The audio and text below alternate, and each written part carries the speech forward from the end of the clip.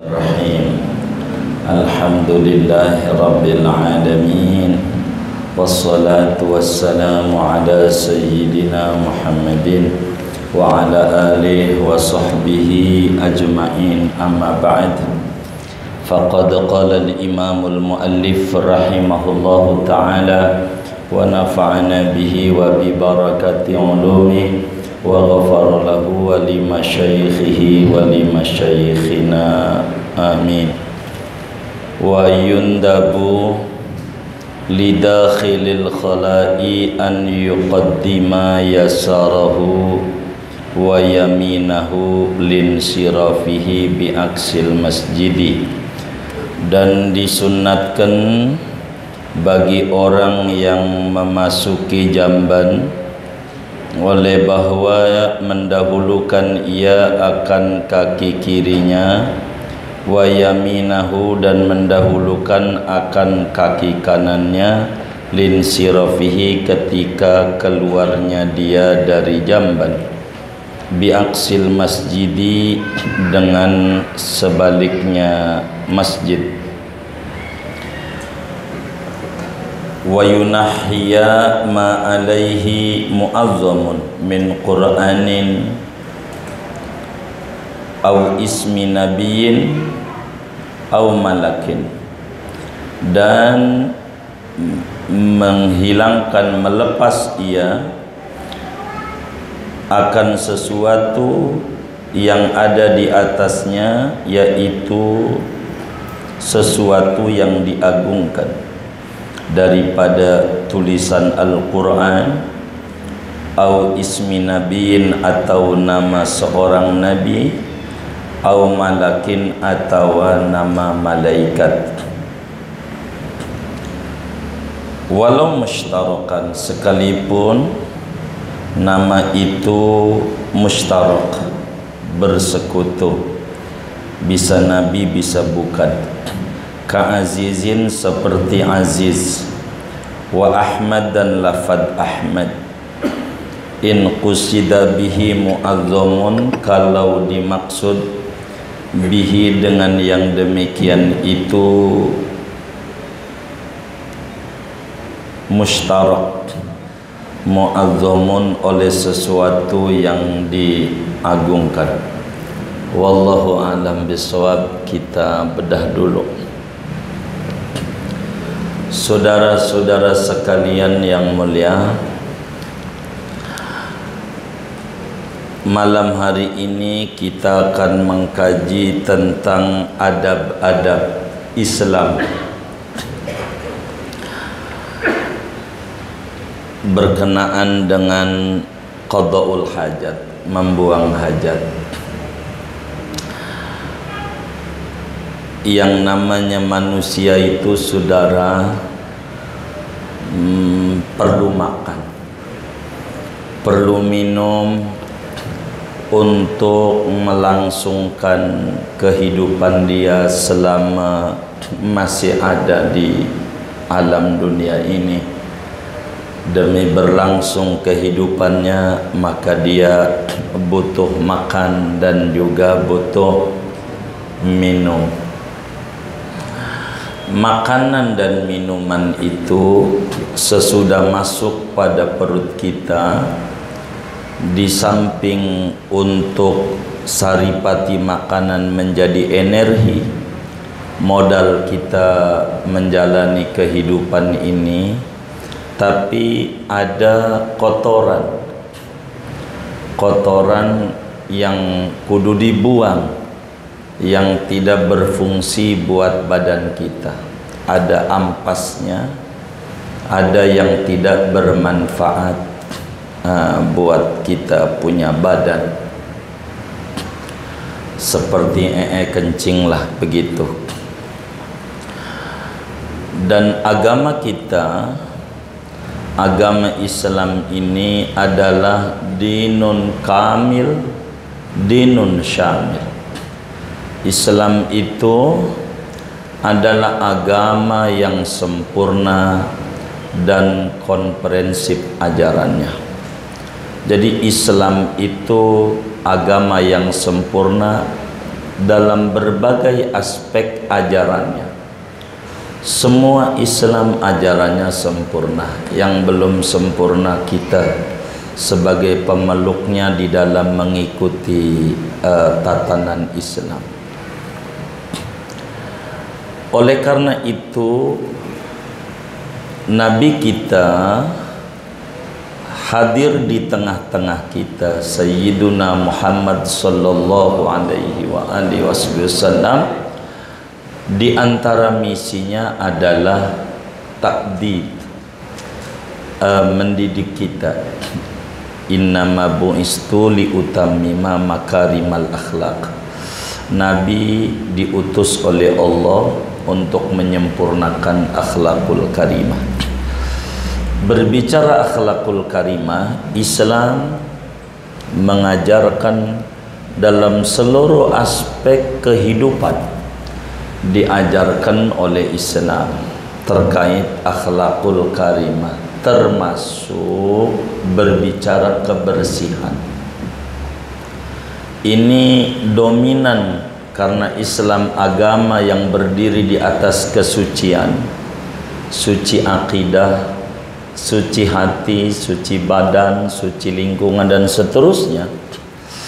Karena itu Islam mendorong kita untuk membuang kotoran-kotoran yang ada di badan kita dari sisi lahiriah, dan kita harus menjaga badan kita agar supaya tetap pada kebersihan. Oleh karena itu diajarkan dalam Islam adab-adab menunaikan hajat, dan inilah materi kita pada malam hari ini. Saudara, ini kajian bukan kajian ringan, bukan kajian murahan, bukan.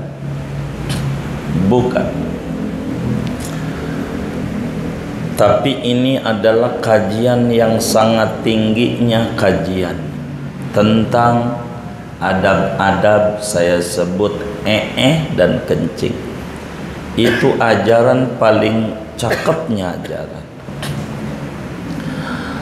Sebelum menerangkan lebih jauh nanti kita apa yang akan diatur ini, saudara boleh tanya kepada orang Yahudi, adakah di kitab suci mereka tertuang ajaran bagaimana aturan dalam agamanya masuk WC, bagaimana mau masuknya, ketika di dalamnya dan ketika keluarnya. Kalau ada di ayat berapa, pasal berapa di kitab Talmudnya sebagai kitab acuan orang Yahudi. Demikian pula saudara kita dari Nasrani bisa ditanya kepada teman kita, barangkali antum semua bergaul dengan teman-teman Nasrani, bisa diajak ngobrol dan ditanya, adakah di kitab suci mereka mengatur seperti lengkap dan sempurnanya aturan dalam agama kita, agama Islam yang dibawa oleh Nabi Muhammad sallallahu alaihi wasallam terkait masuk jamban. Bagaimana kalau mau masuk, bagaimana di dalam, dan bagaimana di luar. Kalau ada di kitab apa, pasal berapa, ayat berapa. Di Injil Perjanjian Lama kalau dikata di situ, ditanya di kitab Kejadiankah, kitab Keluarankah, kitab Imamat, Bilangan atau Ulangan, di pasal berapanya, ayat berapanya menerangkan sampai sedetil apa yang diajarkan di dalam Islam ini. Kalau di Injil Perjanjian Baru, apa di Matius, Lukas, Yohanes, Markus, bisa dilihat di pasal berapa, ayat berapa, coba tunjukkan. Begitu agama-agama yang lain, saudara. Yang ada Buddha, Hindu, Konghucu. ini adalah keluhuran ajaran kita, maka bukan ajaran sembarangan terkait dengan materi yang akan kita bedah pada malam hari ini dan beberapa hari ke depan ini. Nampaknya masih kita bicara tentang itu. Di dalam kitab Sahih Muslim, saudara, juga Imam Abu Dawud juga riwayatkan, Tirmidzi juga meriwayatkan dari Sayyidina Salman Al-Farisi, seorang sahabat Nabi, jadi mantan penyembah api Majusi, pindah menjadi Yahudi, pindah menjadi Nasrani, akhirnya ketemulah dengan agama yang hak di usia beliau 90 tahun. Jadi kurang lebih 80 tahun, dari umur 10 tahun berpetualang mencari agama yang sesungguhnya agama. Lama perjalanannya Sayyidina Salman Al-Farisi di dalam proses menuju Islam sampai di usia 90 tahun, dari Persia sampai berakhir di Najran, sampai berakhir di Madinah. Sebelum Nabi hijrah ke Madinah udah ada di Madinah. Singkatnya, umur 90 tahun Salman Al-Farisi masuk Islam. Allah kasih panjang umur, 90 tahun berikutnya meninggal dunia dalam usia 180 tahun. Salman Al-Farisi radhiyallahu ta'ala an itu ditanya oleh orang-orang musyrik, non muslim lah bahasa kitanya. Kata para non muslim, "Ya Salman, inna nara sahibakum yu'allimakum kulla syai' hatta al-khira'ah." Wahai Salman, kami ini mendapat berita, mendengarkan, mengetahui bahwa guru Anda Nabi Muhammad sallallahu alaihi wasallam ngajarin apa aja diajarin sama guru Anda tuh. Nabi Muhammad tuh ampe urusan diajarin. Bener kaget. Itu begitu. Maka Sayyidina Salman Al-Farisi menjawab, "Bala, ya. Rasulullah sallallahu alaihi wasallam, Nabi kami, mengajarkan kepada kami apa saja. Banyak diajarin. Sampai urusan cebok diajarin." Ini hebatnya yang dibawa oleh Nabi kita Muhammad SAW. Nahana an nastanjiya ahaduna biyamini. Kata Salman ini bercerita, di antara yang dia jawab, kami ini dilarang oleh Nabi kami cebok pakai tangan kanan. Kami dilarang. Sampai itu diajarin, jangan pakai tangan kanan kalau cebok. Begitu doang tuh diajarin. Urusan kecil, jangan tanya urusan akhirat, jangan tanya selamat di kubur, selamat di dunia, sukses di dunia, bernegara yang benar, berkerukunan sebagai warga negara yang benar, jangan ditanya itu. Cebok diajarin. Inilah hebatnya agama yang dibawa oleh Nabi kami. Kami dilarang, nahana an nastanjiya biyamin. Nabi melarang kami nih untuk cebok dengan tangan kanan. Wa an yastaqbila ahaduna al-qiblata fil ghaiti awil bauli. Nabi larang, guru kami larang, kata Salman, kami ngadep kiblat kencing ngadep kiblat, belakang kiblat dilarang. Wa nahana anir rausi wal idham. Nabi melarang kami kalau cebok bukan pakai air, alatnya nggak boleh pakai tinjak kering meskipun menyerap sebab dia najis. Pakai tulang nggak boleh sebab nggak bisa menyerap. Begitu lagian juga makanan jin. Nabi larang itu. Saya potong segini, masih panjang ini kalamnya Sayyidina Salman, saudara. Ala kulli hal, ini ajaran ngaji tentang cebok ini bukan ajaran ringan. Ajaran luhur luar biasa. Enggak ada di agama manapun sampai ngatur sedetil ini. Dan memang janji Allah dalam Al-Quran, ma farratna fil kitabi min syai'.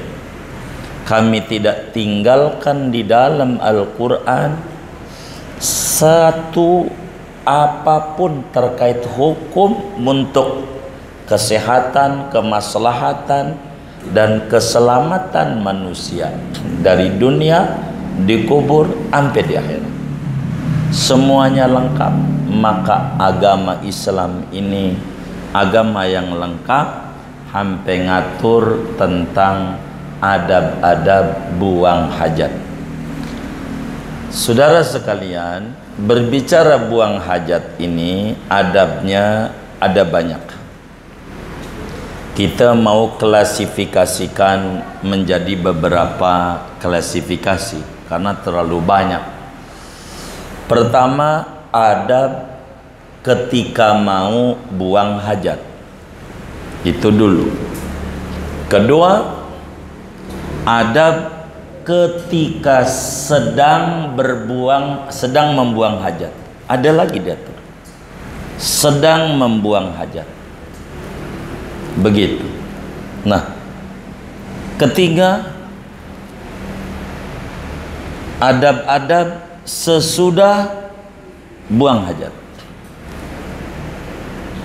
Keempat, adab-adab berkenaan tempat mana untuk buang hajat, tempat mana jangan buang hajat di situ. Ini diatur oleh Islam. Maka rugi sebagai muslim kalau dia tidak mendalami Islam. Maka kata ulama, dah jangan ngaji hadis, ngaji hadas dulu. Ini urusan ini dulu nih. Dari sini kita masuk, nanti bakal masuk hadis, makin kagum kepada Nabi Muhammad sallallahu alaihi wa alihi wasallam. Nah, mulailah kita ngomongin adab-adab ketika mau masuk jamban. Saudara, karena kajian kita fikih itu menyoroti hukum, menyorotinya hukum. Maka hukumnya dari sekian adab ini ada 3. Ada wajib, ada sunat, ada makruh. Kita ngomongin wajib dan sunat. Begitu. Kita awali dengan sunat dulu. Ini materi kita. Wa yundabu lidakhilil khala'i an yuqaddima yasarahu, yakni indad dukhul wa yaminahu linsirafihi biaqsil masjid. Disunahkan, sunnah hukumnya, sunnah. Ketika kita mau masuk jamban, ingat, mau masuk jamban, tujuannya untuk apa? Terserah tujuannya. Apakah mau buang hajat karena memang umumnya mau ke situ buang hajat, tapi bisa juga masuk ke situ tuh bukan pengen buang hajat. Ada nggak orang yang masuk jamban punya niatan lain? Ada nggak? Hah? Niatan apa kira-kira? Oh iya, ngambil pulpen yang ketinggalan, handphone ketinggalan, kan masuk juga. Jadi motivasi apa kek? Motivasinya yang penting prinsipnya masuk. Sunat bagi orang yang masuk jamban, niatan masuknya apakah mau buang hajat ataukah tidak buang hajat, semacam ngambil handphone yang ketinggalan dan seterusnya. Sunat kalau masuk menggunakan kaki kiri.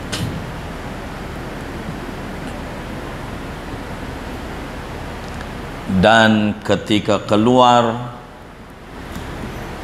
menggunakan kaki kanan.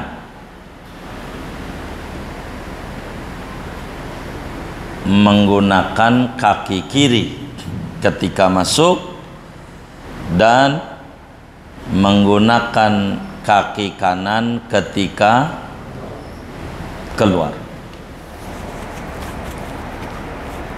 Di sini dilanjutkan biaksil masjid, beda hukum dengan masjid. Berarti kalau masuk masjid, masuk kaki kanan, keluar kaki kiri. Tuh, sampai begitu tuh langkah kaki diatur oleh Islam. Supaya muslim tuh udkhulu fis silmi kafah. Supaya muslim tuh masuk dalam Islam totalitas, menjadi orang yang kamalul mutaba'ah li Rasulillah sallallahu alaihi wa alihi wa sahbihi wasallam. Jadi masuk jamban kaki kiri, kaki kiri. Baru masuknya di tempat nongkrongnya, kalau jauh kan bisa aja tempatnya jauh dari pintu, maranin lagi jauh lagi, ya kan bisa begitu dari pintu. Contoh kan kadang toilet itu panjang tuh, kayak di rest area itu kan panjang banyak, tapi gedungnya satu gedung. Baru masuknya tuh kaki kiri, nanti di depan pintunya itu kaki kiri lagi. Dari depan pintunya masih jauh lagi. Di depan nongkrongnya juga kaki, kan rada tinggian ya. Umpamanya ini kan bawah agak tinggi, kiri lagi. Begitu terus. Latih tuh kaki seperti itu. Dari mana dalilnya? Sampai sebegitu detailnya. Di dalam hadis yang sahih, ini banyak ulama riwayatkan ini. Imam Bukhari di dalam Sahihul Bukhari, Imam Muslim di dalam Sahih Muslim daripada Sayyidatuna Aisyah radhiyallahu taala anha wa an abiha. Kata Siti Aisyah, sahabat Nabi, anaknya sahabat Nabi dan istrinya Nabi, seorang ulama besar perempuan dari kalangan sahabat, serumah dengan Nabi, Siti Aisyah. Kata beliau, kana Rasulullah sallallahu alaihi wasallam yu'jibuhu tayammun fi sya'nihi kullih hatta fi tuhurihi wa tarajjulihi wa tana'ulihi, ay min babi takrim. Rasulullah sallallahu alaihi wa alihi wasallam selalu yang bagus-bagus menyukai yang kanan. Yang kanan menyukai yang kanan, yang bagus seluruhnya, sampai urusan bersuci itu meliputi wudu, mandi, ante urusan kita nih bebersih, buang hajat. Wa tarajulihi, nyisir urusan rambut. Wa tana'uli, pakai sendal, pakai baju. Nabi itu yang bagus-bagus kanan, copot baju kiri, pakai sendal kanan, lepas sendal kiri. Ini yang kayak gini nih kita ikut aja, gak usah yang tinggi-tinggi, nyisir kanan dulu gitu. Nah kayak begitu Nabi bersuci ya, tangan kanan, kecuali yang bareng-bareng kayak telinga kan bareng, maka bareng Nabi juga. Jadi begitu diajarkan oleh Nabi. Yang bagus-bagus, berarti kalau yang kotor-kotor Nabi itu menyukai yang kiri dulu. Jadi kaki saudara, kanan sama kiri, kaki kita nih, kaki kanan, kaki kiri. Coba kita renungi, yang paling kuat kaki kita, kaki kanan, kaki kiri kira-kira. Kanan, kanan. Silakan turun dari bis kanan dulu. Nah, jadi kaki itu yang paling kuat kanan apa kiri? Hah? Iya, ini tinggal dijawab. Kanan apa kiri? Kiri. Alhamdulillah. Kaki itu yang kuat kiri. Yang kuat kiri. Makanya Jepang aja, Jepang naruh standar motor tuh di kanan apa di kiri? Emang kuatan kiri. Tuh dibilang begitu. Kuatan kiri. Begitu. Kiri. Kenapa ada orang masuk toilet tuh dia jatuh, pembuluh darahnya akhirnya pecah, bermasalah dah, jatuh di kamar mandi. Kalau mau direnungi, penyebabnya satu,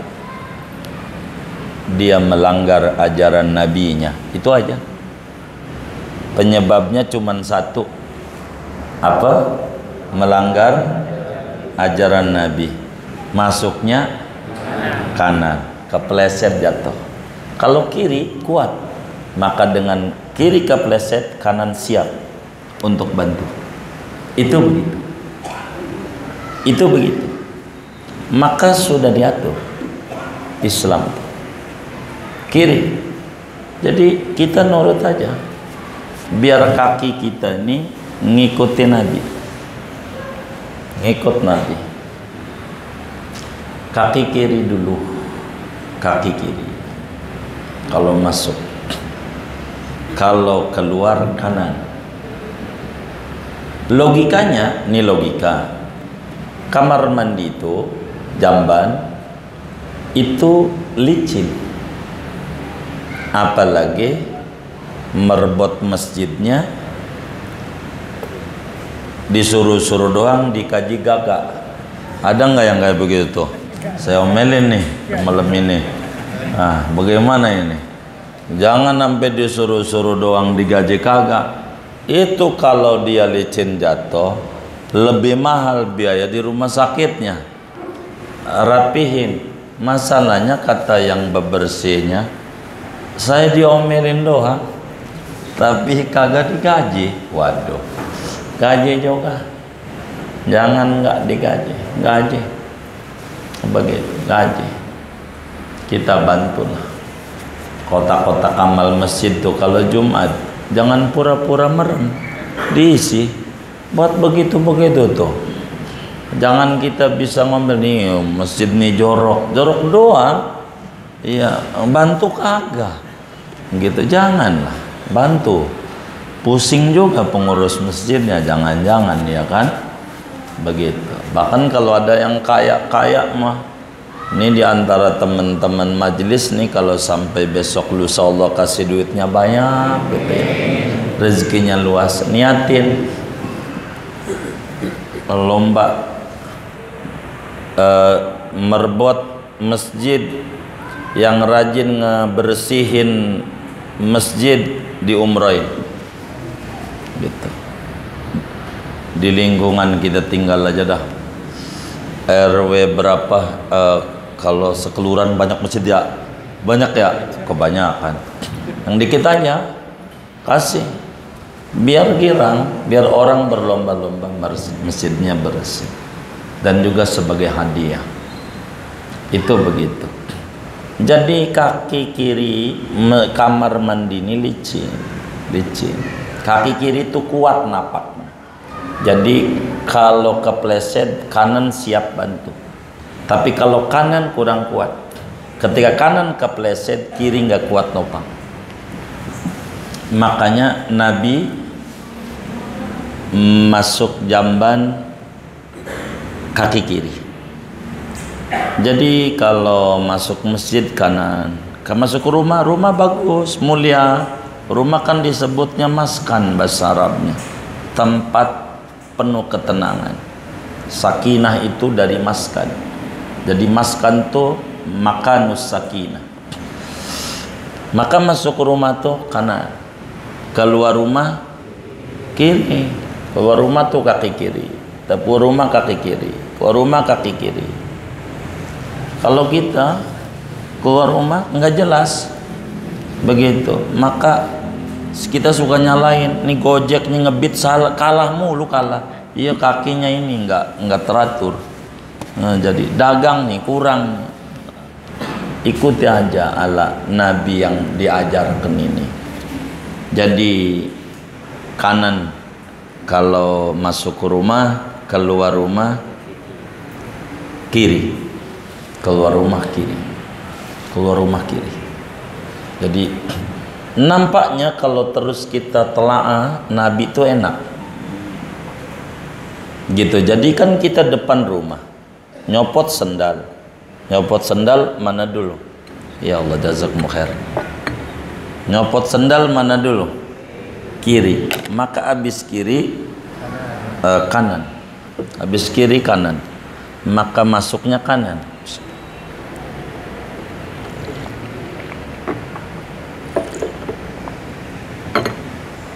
Jadi satu adabnya adalah masuk jamban kaki kiri. Begini saudara, wis kita ndak usah nyontoh ulama-ulama salaf ketinggian. Kalau nyontoh mereka takut enggak kuat. Tapi kalau barangkali jangan nuduh rendah sama kami. Kami kuat. Oh ya baik, barangkali kuat ya silakan amalin. Tapi kalau nggak kuat nggak usah dah. Kalau kata kami nggak usah nyontoh terlalu tinggi salafus soleh. Jadi kalau salafus soleh kalau masuk jamban tuh kakinya kanan dulu, itu dia ngeluarin beras 8 ton untuk menebus melanggar ajaran Nabi. Ya kalau mau nyontoh monggo. Begitu maksud saya. Kalau mau nyontoh, karena kata saya juga nggak usah gitu. Nanti rumahnya kejual. Begitu. Kita berapa kali kayak begitu. Terus salafus soleh itu begitu saudara. Lupa padahal bukan sengaja. Lupa. Namanya manusia ada lupanya. Tetap aja mereka itu bayar kafarat. Saking adabnya tinggi sama Rasulullah. Wis kita nggak usah kayak begitu ketinggian. Gini aja.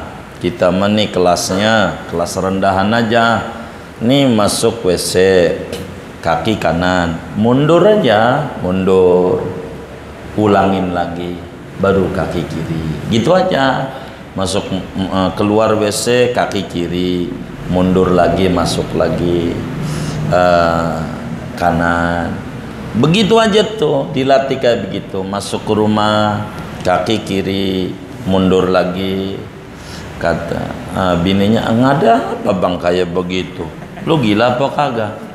Gua gila sama ajaran Rasulullah yang luar biasa hebat. Ini kaki belum benar ngikut Nabi. Kata Nabi, kanan dulu. Wis begitu aja dulu dilatih. Dengan begini nih, ndak usah yang tinggi-tinggi banget. Bagi kita ngikut Nabi nih, terlalu tinggi yang lain-lain. Wis dari yang rendah-rendah dulu. Begitu. Adab-adab Islam ini tidak dimiliki oleh agama manapun. Benar-benar enggak ada diatur sedemikian ini. Karena Islam itu bukan agama buatan, bukan. Semuanya dari samawi, dari langit, tuntunan dan ajarannya, dan selaras dengan manusia, supaya kita ini manusia duduk pada derajat manusia. Kita jangan beranggapan begini, emang juga kaki kiri lebih kuat dibanding kaki kanan. Enggak usah.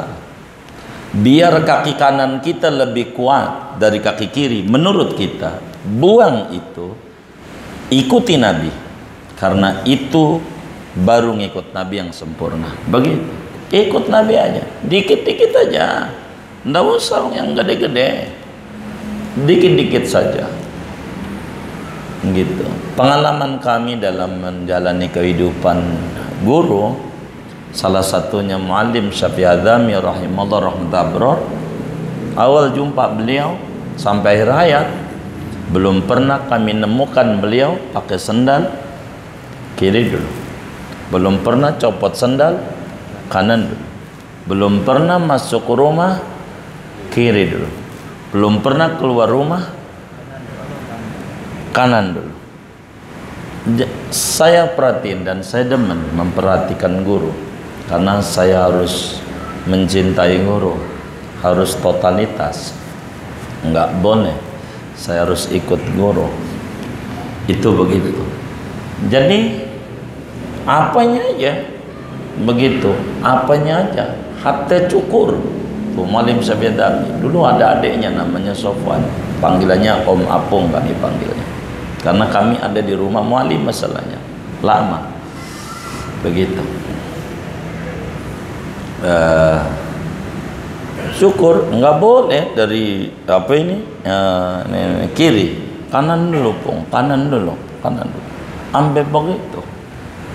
Ya Rabbana ya Karim, moga Allah tinggikan derajat guru kita dan kita dapat barakah dari ilmu-ilmu beliau, amin Allahumma amin. Kemudian yang kedua, adab Islam saudara, kita kudu melepas tulisan benda apa saja yang mulia, yang agung, apa Quran, apa nama Nabi, apa nama Allah, apa nama malaikat, ndak boleh kita bawa ke dalam WC, enggak boleh dibawa, ndak boleh, jangan bawa, jangan ada. Makruh sih, makruh dong. Tapi ini adab sunnah, disingkirin, maknanya jangan bawa. Makruh kalau bawa. Jangan bawa cincin, apa aja dah, baju, kaos, yang ada tulisan-tulisan yang mulia, enggak boleh. Yang ada tulisan-tulisan yang mulia. Kadang ibu-ibu kita kan suka bikin cincin tulisan Allah, liontin Allah. Kalau kami nggak usah lah, walaupun kita muslim pakai liontin Allah. Repot kalau pipis segala macam tuh, copot lagi gitu. Kalau lakinya kaya, kalau kagak kan kalau hilang tinggal minta sama lakinya. Kan kaya lakinya ya kan, gitu. Lakinya sih emang emas, emang dari Jawa ya kan, gitu. Tapi kan ya Allah nggak punya, biar kata emas juga lakinya. Jadi nggak boleh begitu, nggak usah pakai gitu. Jadi nggak boleh, jangan bawa, jangan bawa. Dari mana dalilnya ini? Di dalam hadis yang sahih diriwayatkan oleh Imam Tirmidzi di dalam Sunan Tirmidzi, Ibnu Hibban di dalam Sahih Ibnu Hibban, Juga Imam Al-Hakim di dalam kitab Al-Mustadraknya, Abu Dawud di dalam Sunnah Abu Dawudnya dari Sidina Anas bin Malik radhiyallahu ta'ala an. Karena Anas khadimnya Rasulullah SAW, kata beliau, kana Rasulullah sallallahu alaihi wasallam idza dakhalal khala'a wada'a khatamah. Nabi itu kalau mau masuk jamban dicopot cincinnya. Cincinnya Nabi dicopot. Nabi itu pakai cincin. Jadi sunat kita orang pakai cincin. Sunat gitu, pakai cincin. Jangan nggak pakai cincin. Ya niatnya ngikut Nabi, niatnya. Kalau kita ini belum kuat niat ngikut Nabi, gitu. Saya mau buat bedain aja, di Ragunan itu ada makhluk Allah jarinya 10, nggak pakai cincin. Ya, masa saya sama dia, maka biar beda pakai cincin saya, biar beda sama dia. Jangan catat. Jadi Nabi itu pakai cincin. Cincinnya mau terserah matanya apa kita. Begitu. Nabi senyuruh banyak hadisnya. Dalam kitab Al-Khawatim wa Ahkamuha Ibnu Rajab Al-Hambali tulis kitab tebal tentang cincin dan banyak sekali. Pakai cincin. Nah, cuman kalau cincinnya Nabi tulisan yang mulia, Muhammad Rasulullah. Tulisan cincinnya Muhammad Rasulullah. Jadi berbentuk 3, suka dijualan tuh kalau ada maulid-maulid tuh. Cincin Nabawi, khotam Nabawi. Jadi Muhammad atasnya, tengahnya Rasul, bawahnya lafaz Allah. Bentuknya bundernya itu begitu. Jadi tulisannya 3 baris. Muhammad Rasulnya enggak sebaris. Muhammad Rasul Allah dalam lingkarannya itu. Tuh namanya. Maka dicopot.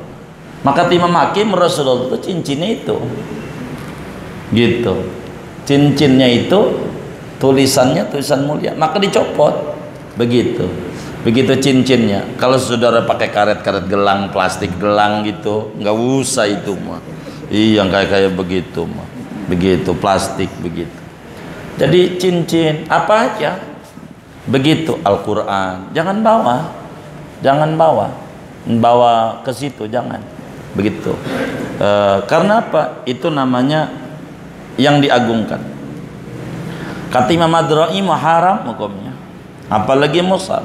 Imam Ad-Ra'i khawatir najis yang kayak begitu.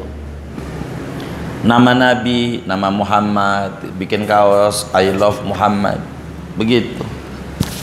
Jangan. Walaupun tulisan Latin, kata Syekh Nawawi Al-Bantani di dalam kitab Maraqil Ubudiyah, walaupun tulisannya bukan Arab, walaupun di bajunya tulisan I love Muhammad, begitu. Jangan bawa ke situ. Jangan, copot dulu dah. Begitu, kayak begitu. Jadi repot emang. Kayak begitu. Jangan. Nama malaikat Jibril. Begitu. Ridwan. Kan nama malaikat. Namanya Mustarok, ada juga Ridwan, tukang tahu. Tapi kan ini nama agung nih. Kalau maksudnya Ridwan ini maksudnya nama malaikat yang ada di sur. Kalau yang Mustarok dilihat niatnya apa dia? Niatnya. Lari ke niatnya. Nama ulama. Tak usah. Masuk ke situ. Begitu. Masuk yang kayak begitu. Walau mustarokan, sekalipun ini bisa kesana kemari maknanya. Mustarok tuh satu kata bisa multi arti. Seperti lafaz aziz. Aziz itu kan bisa nama Allah Al-Aziz. Bisa juga Aziz ini nama raja di Mesir. Aziz juga. Sebutan raja di Mesir sebutannya Aziz. Ini namanya bisa nama Allah, bisa panggilan raja di Mesir, Aziz. Seperti Ahmad, bisa Nabi Muhammad, bisa juga Ahmad tetangga kita, begitu. Ini ada tulisan Ahmad, nggak usah dibawa. Ini dijaga. tempat-tempat yang mulia tuh kayak begitu. Makruh begitu, makruh itu kayak begitu. Mana lagi nggak disebut nih di sini nih adab kita ke jamban tuh, tutup pala kita ditutup. Jangan itu mau kencing picinya dibuka. Siapa kayak begitu tuh? Enggak ngaji.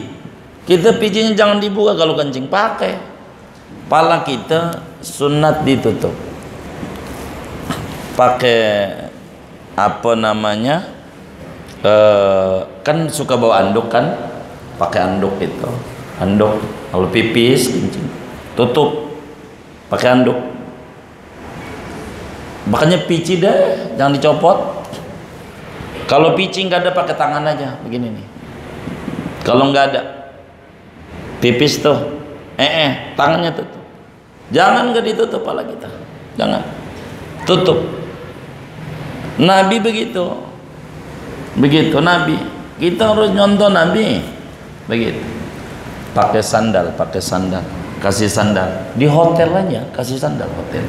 Ada sandal hotel, mau ke kamar mandi kasih sandalnya, yang kagak ada bawahannya biasanya sandalnya itu diajarkan itu sama Nabi, yang pakai mereka.